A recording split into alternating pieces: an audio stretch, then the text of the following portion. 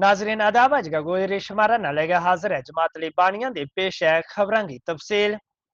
Peoples democratic party की सरबराह महबूबा मुफ्ती ने डोडा का MLA मेराज मलिक के खिलाफ PSA ऐलान की सख्त अल्फाज में मजम्मत की है।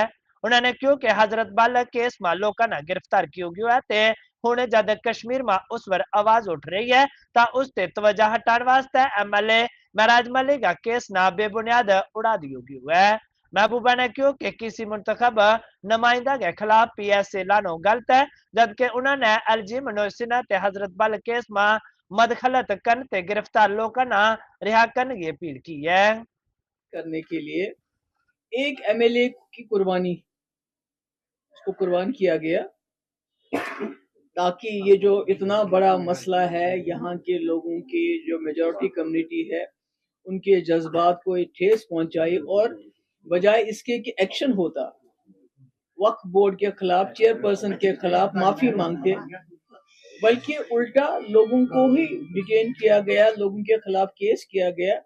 तो ऐसे में समझती हूँ जो महराज मलिक साहब हैं, हो सकता है उन्होंने कोई जबान की तलखी इस्तेमाल की हो, कोई ऐसे एब्यूसिव लैंग्वेज भी हो सकता है, मगर कहीं भी मतलब पब्लिक सेफ्टी एक्ट एक MLA वो भी लगाना और उसके बाद इसलिए लगाना कि उसने कोई तलखलामी की, तो ये तो सीधे लगता है कि ये कश्मीर में जो सिचुएशन हो गई थी, जो लोगों के जज्बात मजरूह हो गए, जो यहाँ पर हजरत बल में सानिया हुआ, उससे किसी न किसी तरीके से अटेंशन डाइवर्ट करना चाहते थे। और आज जबकि डोडा में सैलाब की वजह से वहां भी बहुत तबाही हुई है, क्लाउड बर्स्ट हुए हैं, जमीन खिसक गई है, पानी की बौछार हुई है, उसकी तरफ ध्यान दिया होना चाहिए। बल्कि उल्टा वहां जो MLA इसके बारे में आवाज उठाता है, बात करता है, मे बी उसके उसे 100 इख्तिलाफ हो कि उसके तरीकेकार से, मगर एक MLA के खिलाफ PSA लगाना, उसको बंद करना, ये तो बताता है कि जम्मू कश्मीर में कानून कहाँ है। तो मेरी तो यही गुजारिश होगी LG साहब से कि आप जो यहाँ पर हजरत बल में जिन लोगों के खिलाफ आपने कार्रवाई की है उसको रोक लीजिए, उनको FIR विड्रॉ कर लीजिए और जल्द से जल्द जो MLA डोडा है उनको रिलीज कर लीजिए। हो सकता है उन्होंने तल्ख कलामी की हो, सख्त कलामी की हो, उसके लिए जो पनिशमेंट है तो PSA तो नहीं है, जेल तो नहीं है, तो उस मामले को सुलझाइए। क्योंकि आपने देखा जब आप लोगों को बंद करना चाहते हैं, उनके जज्बात के साथ खिलवाड़ करते हैं, उनका फ्रीडम ऑफ एक्सप्रेशन कर्व करना चाहते हैं, आपने देखा श्रीलंका, आपने देखा बांग्लादेश, अब आप देख रहे हैं नेपाल में क्या हो रहा है। तो अगर आप इसी तरह लोगों के जज्बात को एक्सप्रेस करने से रोकेंगे, उनको दबाएंगे, उनको जेल में डालेंगे, तो सिचुएशन जो है दिन ब दिन और ज्यादा हाथ से निकलती जाएगी। जैसे डोडा में इस वक्त हालात बने हुए हैं, वहां आपको सेक्शन 163 शायद लगाना पड़ा, तो इम्पोज करना पड़ा। तो मैं समझती हूँ कि गवर्नर साहब को ही should take cognizance of the situation on ground and take this thing कि यहाँ भी जो लोग डिटेन किए हैं, ये FIR की है, वो विड्रॉ करके जल्द अज जल्द जो है जो वहाँ डोडा के जो MLA है उनको रिलीज करें और ये इस माहौल को ठीक करने की कोशिश करें। मैम, कुछ वक्त पहले पार्लियामेंट में एक अमेंडमेंट आई थी रीऑर्गेनाइजेशन एक्ट में, अगर 30 दिन तक कोई भी पॉलिटिशियन बंद रहता है किसी चार्ज में तो उन्हें अपनी पोजीशन को वेकेंट करना पड़ेगा। तो इट इज अनरिलेटेड, बट इसको उसी नजरिए से देखा जा रहा है कि हाल ही में फर्स्ट टाइम किसी सिटिंग MLA को इस तरीके से PSA के अंडर बंद किया गया। देखिए जो भी कुछ है, ये मुझे पूरा यकीन है कि जो कश्मीर में हुआ, जो यहाँ सानिया हुआ, उससे ध्यान भटकाने की कोशिश में एक MLA को कुर्बान किया गया। जम्मू कश्मीर प्रदेश कांग्रेस कमेटी का सदर तारिक हमीद करा ने अजारसपुरा में बादयाल ब्राह्मणा ते कराना वेललैंड्स को दौरो कियो ते हालिया शदीद बारिशों ते फसला ना हुआ नुकसान को जायजा लियो। उन्होंने किसाना ते गलबात की ते नुकसान ते मुतासरा खेतों को मुआयनो कियो। करागा नाल कारगुजार सदर रमन बला, सीनियर लीडर तरनजीत सिंह टोनी ते साबका सरपंच गुरदयाल सिंह मजोत्रा भी मौजूद था। वाजरा जे करा ने भी पब्लिक सेफ्टी एक्ट के तहत डोडा का एमएलए महराज मलिक की गिरफ्तारी व रद्द अमल जाहिर किया था उसने जमहूरियत वास्ते तशवीशनाक करार दी हुआ है। कमेटी को हम कह सकते हैं कि ये मैन मेड भी है। जो डिपार्टमेंटल लेवल पे मुख्तलिफ डिपार्टमेंट्स की लेवल पे जो ईयरली बेसिस पे डे टू डे बेसिस पे जो मेंटेनेंस होनी चाहिए थी वो मेंटेनेंस नहीं है और वो बेखबर रह गए डिपार्टमेंट्स जब तक यहाँ पे सैलाबी सिचुएशन आ गई। जैसे अब यहाँ हम आए हैं, यहाँ की ये जो एक नहर निकल रही है ये पिछले कई दहाइयों से इसी तरह पड़ी हुई है, इसकी डीसिल्टिंग नहीं हुई। अगर इसकी डीसिल्टिंग हुई होती और पानी की लेवल नीचे चली गई होती तो ये पानी एक्युमुलेट करने के वास्ते इसका एक लेवल मेंटेन रहती तो शायद इतनी बर्बादी ना होती फसलों की जितनी इसकी डिसिल्टिंग ना होने से। अब हमने जिस इनसे पूछा कि ये तो फ्लड कंट्रोल वालों के साथ आपने राब्ता कायम नहीं किया, तो इन्होंने कहा हाँ जी हमने उनसे कहा और उन्होंने कहा ये हमारा जूरिसडिक्शन नहीं है। तो जूरिसडिक्शन तो डिपार्टमेंट को ये देख के तो नहीं करना ना कि हमारे कागजों में कहीं चढ़ी या नहीं चढ़ी, लेकिन फिर जब डिप्टी कमिश्नर साहब से इन्होंने अप्रोच किया और उन्होंने इसके वास्ते कहने सुनने में जो आया कि 20 लाख रुपए रिलीज भी किए, तो फिर वो बर्ड सेंचुरी वालों ने उसके ऊपर जो है अपना इंक्रोच करके तो वो 20 लाख भी जो कह रहे हैं ये कि वो भी लैप्स हो गए।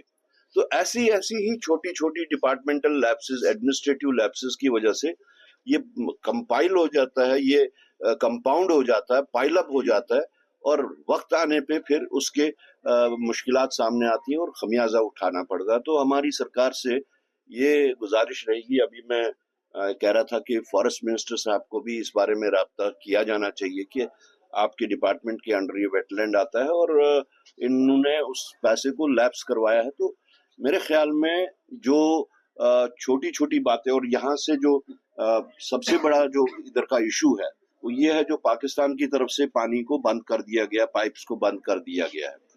हमारे जो जिम्मेदार लोग हैं उनको उनके साथ ये बात उठानी चाहिए कि ऐसी सिचुएशन में ये एक ह्यूमन एंगल को मद्देनजर रखते हुए ताकि लोगों के ना उधर हो ना इधर हो परेशानी और बांध का जो सिलसिला है वो हल होना चाहिए और साथ साथ जो यहाँ पे इन्होंने जमीन घेरी है वेटलैंड वालों ने, जो हमें बताया गया कि वो भी उन्होंने मलकियती जमीन घेरी हुई है, अगर उनकी उसकी रिक्वायरमेंट है तो उनको कंपनसेट करना चाहिए बाय प्राइवेट लैंड। तो अभी और आगे जाके देखते हैं क्या सिचुएशन। इस तरह से विधायक महराज मलिक को पीएसए की तरह डिटेन किया गया है और जो मामला पिछले दिनों डोडा में रहा पिछले 2-4 दिनों से, कांग्रेस पार्टी इसको किस तरीके से देखती है सर? देखिए हमारा तो उसमें जो स्टेटमेंट था वो आ गया है, लेकिन देखा जाए तो दोनों साइड्स, अगर इसके दो पहलू है, एक पहलू है कि दोनों साइड सही हैं और दूसरा पहलू है दोनों साइड गलत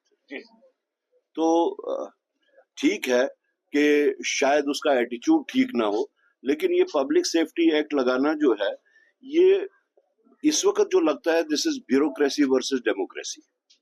तो हमारा मानना है कि दोनों साइडों को रेस्ट्रेंट इख्तियार करना चाहिए था, अपनी एक साइड से एमएलए साहब को भी, लेकिन उनको दूसरी साइड को ये भी सोचना चाहिए था जो public safety act public representatives पे लगाया जाता है, ये डेमोक्रेसी के ऊपर सीधा प्रहार।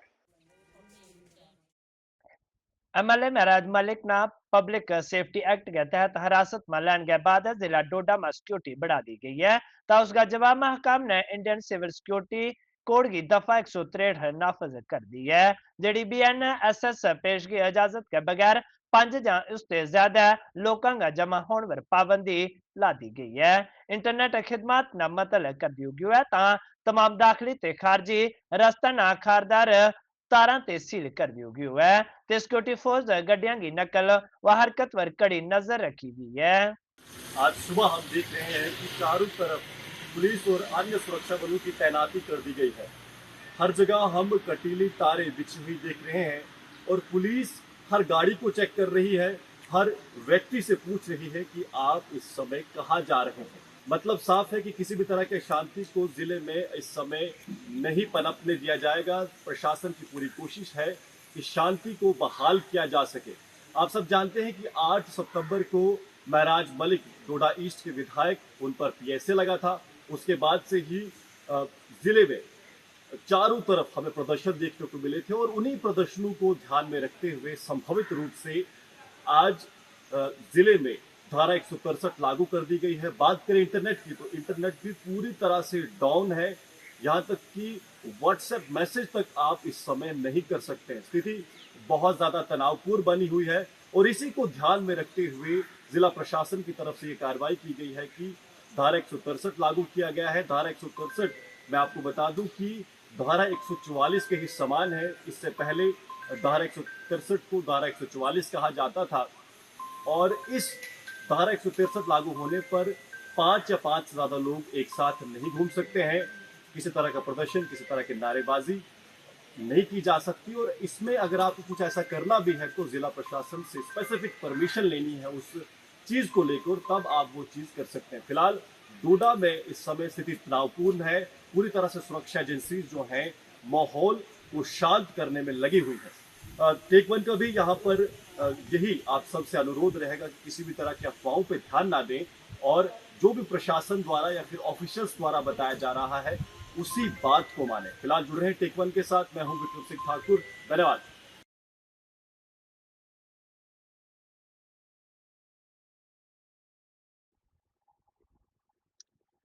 कौमी शायरावर ताज़ा तरीन अपडेट इस गल की तस्दीक करे कि हल्की मोटर गड्डियां ना उधमपुर गा जखैनी ते श्रीनगर की पासी जाने की इजाजत दी गई है।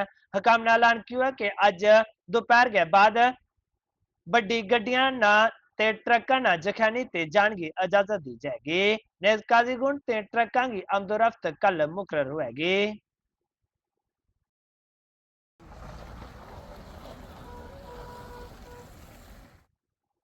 सबका एमएलसी विबोध गुप्ता की सदारत में एक वफद ने रजौरी का डिप्टी कमिश्नर अभिषेक शर्मा से मुलाकात की ते हालिया बारिश में नुकसान को सामना करने वाला रिहायशियों वास्ते जल्द मुआवजा को मुतालबो किया है। गुप्ता ने जोर दे गया क्योंकि तमाम मुतासरा अफराद न बर वक्त मुनासिब राहत लभनी चाहिए। ता वफद में रदेश शर्मा, तरुण वासन ते हरीश भारती ते दिगर लीडरों में मौजूद था। टंडवाल का एरिया हो, कल्लर है, डूंगी है और ढांगरी है, चौधरी नाट से लेकर शहर के अंदर कुछ घर गिरे हैं। उसके अलावा हमारा बुद्धल, बकोरी, कोटरंका, कालाकोट तक के एरिया में बड़ा नुकसान हुआ है। उसको लेकर हम डिप्टी कमिश्नर अभिषेक जी से मिले थे। उन्होंने बताया कि लगभग 2.5 करोड़ रुपया अभी तक हमारा राजौरी जिले के अंदर जो है जिनका नुकसान हुआ, जिनकी फाइलें बन चुकी थी, पार्शल और फुली डैमेज जो फाइलें थी, उनके अकाउंट में रुपए जो है 2.5 करोड़ के करीब जो है रुपए जो है वो डिस्पर्स हो चुके हैं और 800 के करीब और फाइलें जो यहाँ पर आई हुई हैं। विशेष रूप से हमने उनसे ये आग्रह किया है कि बीआरओ ने जो यहाँ पर नेशनल हाईवे बनाया है और उस नेशनल हाईवे में उन्होंने जो प्रोटेक्शन वाल देनी थी बड़ी कम दी है, ठीक नहीं दी है। उसमें उन्होंने सब स्टैंडर्ड वाल्स जो दी, जिसके कारण क्या हुआ है कि जगह जगह पर लैंड स्लाइडिंग हुई और उस लैंड स्लाइडिंग होने से चाहे कलर के अंदर हम देखें कि 3 घर, आप लोग भी गए थे, 3 घर बिल्कुल इस किनारे पे आ गए कि कभी भी गिर सकते हैं। वैसे ही मनकोट के अंदर हम देखें कि 3 घर ऐसे हैं वो भी कभी भी गिर सकते हैं और टंडवाल के अंदर भी 3-4 घर ऐसे हैं जो लैंड स्लाइडिंग के कारण कभी भी गिर सकते हैं। उन्होंने यहीं से ग्रेफ के ऑफिसर्स जो हैं उनसे बात की और उन्होंने उनसे कमिटमेंट कराई है कि बड़ी जल्दी ही वो बीआरओ की कारण उनकी जो लैंड स्लाइडिंग हुई है और घर गिर सकते हैं वो बड़ी जल्दी काम शुरू करेंगे। उधमपुर में पसी पैन की वजह से श्रीनगर जम्मू को मिशारा दूजा हफ्ता वास्ते बंद होने कश्मीर का बागवानी को शुबा बुरी तरह मुतासर हुआ है। सुपर फ्रूट मंडी का चेयरमैन फयाज अहमद ने कहा कि एशिया की दूसरी सबसे बड़ी फ्रूट मंडी ना 500 करोड़ रुपया से ज्यादा को नुकसान हुआ है क्योंकि सेब ते लद्या सैकड़ों की तादाद में ट्रक फंसे हुआ है। काश्तकारों ने खबरदार किया है कि सेब फसल की चोटी का मौसम आ सड़ रहा है। तहकाम वर जोर दियो कि वे मजीद नुकसानात न रोकने वास्ते फलांगा ट्रकों की नकल हमल ना तरजीह दें। स्टोर हो चुका है और उसमें जो पैसेंजर गाड़ियां उन्होंने अभी छोड़ी है, लेकिन अल्लाह का शुक्र है कि नेशनल हाईवे, क्योंकि इस टाइम आप देखें फ्रूट का सीज़न पीक पे है और हमको जो बहुत सारे नुकसानात इस टाइम उठाने पड़ रहे हैं। मेरी हुकाम से, आला हुकाम से एलजी साहब से यही अपील होगी कि पहले प्रायोरिटी पे यहाँ से सेब की गाड़ियों को छोड़ा जाए, 1-2 दिन कंटिन्यूसली अगर इसको छोड़ा जाए ताकि जो हमारा माल रास्तों में वो ख़राब ना हो जाए। अगर ये उन्होंने उधर से छोड़ा है, लेकिन ये बहुत बड़ी बदकिस्मती की बात होगी। एसेंशियल की कोई ज़रूरत नहीं इस टाइम, 2 दिन के लिए यहाँ से अलाउ करें फ्रूट ट्रकों को, ताकि ये यहाँ से क्लियर हो जाएगा। फिर अगर उधर से छोड़ेंगे तो कोई दिक्कत नहीं हो जाएगी, लेकिन ज़रूरी है कि यहाँ से 2 दिन के लिए और 1 दिन उधर से छोड़ेंगे तो फिर ये सिस्टम ठीक रहेगा। मेरी तमाम एडमिनिस्ट्रेशन आईजी साहब से अपील होगी कि इस पर अमल करें ताकि जो हमारा रास्तों में माल वो और भी ख़राब ना हो जाए और भी नुकसान से हमको 2-4 ना उठाना पड़े। 200 करोड़ की तो बात ही नहीं, क्योंकि एक ये गाड़ी हमारी 10 से 15 लाख और बांग्लादेश की लोडिंग जो वो 20 से 25 लाख की गाड़ी बनती है। करीबन जो आप देखें 10 से 12 चक्की, 16 चक्की, 14 चक्की जो वो सब रास्तों में खड़ी, और आप देखें हमारी मंडी में भी इस टाइम लोड करके गाड़ियां खड़ी है। नुकसान मुझे लगता है 500 से 700 करोड़ तक पहुंच चुका है। हमारी 6 चक्कियाँ मगर रोड से जाती है, लेकिन उससे कुछ नहीं, क्योंकि आप देखें एप्पल का दसावर जो कश्मीर का है वो हिंदुस्तान में सबसे बड़ा दसावर है, और हमारा सीज़न जो 12 महीने चलता है। अभी हमारा पीक का सीज़न है, हमारी अर्ली वेराइटीज़ ख़त्म हो चुकी है, वो रास्ते में ख़त्म हो गई। अब यहाँ कुल्लू डिलीशियस का शुरू हो चुका है और रास्ते में रुक जाएगा तो अच्छी बात नहीं है। हमारी हुकाम से यही अपील होगी कि किसी भी सूरत में नेशनल हाईवे को यहाँ से 2 दिन के लिए गाड़ियाँ ताकि जो धर्मांधा जो सेब है, क्योंकि ड्राइवरों का भाड़ा भी नहीं अब उठेगा, अब वो ट्रांसपोर्टर भी इसमें परेशान हो जाता है, और हमको यकीन है कि इस पर प्रायोरिटी दे देंगे और यहाँ से एप्पल की गाड़ियाँ छोड़ेंगे। जम्मू कश्मीर पुलिस ते महकमा अर्जियात ते कानकुनी ने मकामी बशिंदा गा तावन ते कुलगाम गा कौंसियो असमोजी ग्रामा वेशो नदी ते रेत की गैर कानूनी कानकनी के खिलाफ क्रैकडाउन कियो ते इस सरगर्मी में इस्तेमाल होने वाला एक जेसीबी मशीन ते एक ट्रैक्टर न जब्त कर लियो है। District geology and mining officer doctor Khurshid Ahmad Dar ने क्यों कि गैर कानूनी कानकनी के खिलाफ मुहिम जारी रहेगी। उन्होंने खबरदार क्यों कि खिलाफ वर्जी करने वाला ना नहीं बख्शो जाएगो। पुलिस ने एफआईआर दर्ज करके मजीद तफ्तीश शुरू कर दी है। इलीगल माइनिंग अलाउ नहीं की जाए। हमारे यहाँ कई सारे जो है लीगल माइनिंग ब्लॉक्स हैं, उनमें भी इंश्योर किया जाना कि सभी माइनिंग ब्लॉक्स में सिर्फ एक जो परमिटेड पैटर्न है, परमिटेड तरीके से ही माइनिंग हो। उसी सिलसिले में ये कार्रवाई हुई है। कल भी जो है इसमें एफआईआर भी हुई है, गाड़ियां भी जब्त हुई हैं, और जो इसमें मुलविस पाए गए उनके खिलाफ कार्रवाई भी हो रही है। जहां तक विशो दरिया का सवाल है, अपार्ट फ्रॉम जो एनजीटी के जो है डायरेक्शंस हैं, एनजीटी ऑनरेबल एनजीटी के डायरेक्शंस तो सभी नालों, सभी दरियाओं के हवाले से है। कहीं पे भी इलीगल माइनिंग, चाहे वो सैंड की हो, बजरी की हो या दूसरी चीज़ों की, वो अलाउड नहीं किया जा सकता है। तो उस कंप्लाइंस में भी, और ये भी इंश्योर करने के लिए कि हमारे ज़िले में इस प्रकार की चीज़ नहीं हो, strict instructions have been issued. हमने यहाँ डिस्ट्रिक्ट लेवल पे टास्क फोर्स भी बनाया है, एक तहसील लेवल या जो जिसे हम ब्लॉक लेवल कहेंगे, ब्लॉक लेवल टास्क फोर्सेस भी गठित किए गए हैं, विच आर टेकिंग एक्शन। मेरे सारे स्टाफ मेंबर यहाँ पे आए और वो आए भी, और एसएचओ साहब, हमारे सब्जार साहब यहाँ पे एसएचओ है कंसर्न, वो भी इधर ही स्पॉट पे आ चुके थे। तो इन्होंने यहाँ पे इस मशीन को, जो JCB that found it just loading this mount of sand over there, तो वो सारा चीज वो लोडिंग करते करते लोगों ने ही, बिकॉज मॉब बड़ा था, इन्होंने इन्हें कैसे पता चला ये चीज, ये चूंकि ये पेरिफेरी में ही रहने वाले हैं, तो ये आके इन्होंने इसको बंद कर दिया, और police and geology mining department together in that trial took cognizance. और इसमें अभी आज सुबह ही मुझे पता चला कि एसएचओ साहब ने फोन भी किया कि he has taken serious note of it, और उन्होंने रात को ही इसमें पर्चा दे दिया था एफआईआर। वो कुछ जो अफेंडर्स वहाँ में इन्वॉल्व थे उनके खिलाफ भी उन्होंने पर्चा दे दिया है। प्लस एक ट्रॉली हमने पकड़ी थी, उस ट्रॉली का मैं अभी लीगल तरीके से उस अंडर प्रोविजंस ऑफ एसआर 105 मैं उसका सीजर कर रहा हूँ।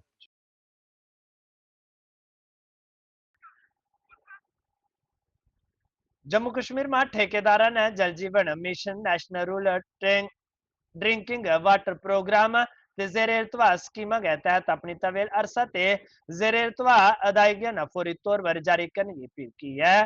ठेकेदार ने वफद ने जम्मू में senior BJP leader Karan Singh से मुलाकात की, जिसने तशवीश गुजार कियो ते मरकज से मदखलत करने की अपील की है।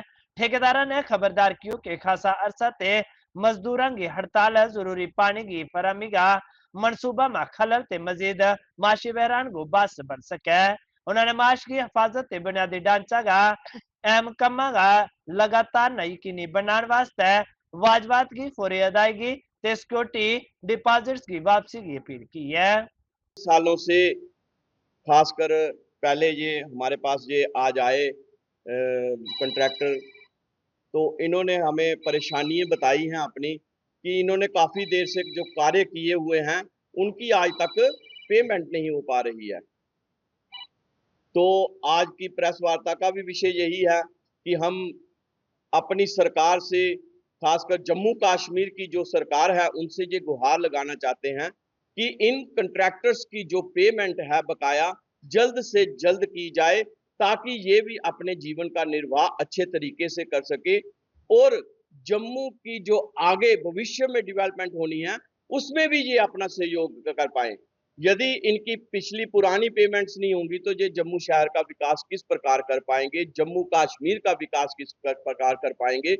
खासकर जल शक्ति मिशन के तहत जो लोग काम करके गए हैं, पिछले 1-1.25 साल से इनकी पेमेंट आज तक नहीं हुई है और इन्होंने हर जो है जहां पर संवैधानिक रूप से ये जा सकते थे, हर एमएलए के पास, एमपी साहब के पास, गवर्नमेंट के जो जहां तक कि चीफ मिनिस्टर साहब के पास भी इन्होंने अप्रोच की है, तो लेकिन इनकी गुहार जो है अभी तक सुनी नहीं गई है। तो अब ये हमारे पास आए हैं तो इनकी कोशिश करेंगे कि इनकी आवाज हम बन पाएं और जो है कि इनको जल्द से जल्द इनकी बकाया राशि मिले, ताकि क्योंकि अभी आपने देखा कि एक आपदा आई, बाढ़ ग्रस्त सारा जम्मू कश्मीर बाढ़ ग्रस्त हो गया, उसमें भी इन्होंने कई जो काम किए हैं उसमें भी जरूर नुकसान हुआ होगा। पीछे इनके ठेकेदारों के ही एक कश्मीर का कंट्रैक्टर था, वो अपनी उसने बेचारे ने जान गंवा दी, क्योंकि इन्होंने भी तो घर का दाल फुल्का चलाना है। किसी ने अपनी घर वाली के जेवरात गिरवी रख के काम किया है, किसी ने कहीं से उधार लेके किया है, किसी ने बैंक से उधार लिया है। तो अब जो है इनका कर्जा बढ़ता जा रहा है, इंटरेस्ट पे इंटरेस्ट बढ़ रहा है। तो यही है कि इनको ना दबाया जाए, इनकी पेमेंट जल्द से जल्द की जाए ताकि ये अपना जीवन जो है अच्छे तरीके से निर्वाह कर सके। और बाकी भी जो है कैपेक्स के तहत आते हैं ना, आपको कैपेक्स के तहत भी जो पेमेंट्स होती हैं उसमें भी जो है कहीं ना कहीं एडमिनिस्ट्रेशन जो है थोड़ा ढीलापन दिखाती है। एडमिनिस्ट्रेशन से हम कहना चाहते हैं कि ये जो है, क्योंकि इनकी पेमेंट साल हो जाता है, 1.5 साल हो जाता है, एक इंस्टॉलमेंट में आती है तो दूसरी इंस्टॉलमेंट शायद 6 महीने बाद आए या साल बाद। यदि ऐसा होगा तो ये कार्य कैसे कर पाएंगे, जम्मू का विकास किस प्रकार हो पाएगा। और फिर बाद में लोग जो हैं इल्जाम सरकार पे देंगे, एडमिनिस्ट्रेशन पे देंगे। इसलिए इनको मजबूत कीजिए ताकि ये डेवलपमेंट को मजबूत कर सके। हम सरकार से यही गुहार लगाना चाहते हैं, जो जहां पर है प्रयास करके जम्मू की इस बैकबोन को, रीढ़ की हड्डी को मजबूत करें। खासकर एडमिनिस्ट्रेशन जो आईएएस लॉबी हमारी है, उनसे हमारी प्रार्थना है हाथ जोड़कर कि इनका जो है उद्धार करे और इनके पीछे पूरा मजबूती के साथ खड़े हों, ताकि ये भी मजबूत हो सके और जम्मू कश्मीर भी मजबूत हो सके। अखनूर में टैक्सी यूनियन का ड्राइवर ने आज अपना मसाइल मीडिया के बांधा रखा ते हुकूमत इंतजामिया ते फौरी मदद की अपील की है। ड्राइवरों को कहना तो कि बदरे अखराजात कम न होने की वजह से उन वास्ते गुजारो करना मुश्किल हो गया है, तो इस वास्ते हुकूमत उनका मसाइल न तोला ते तोला हल करे।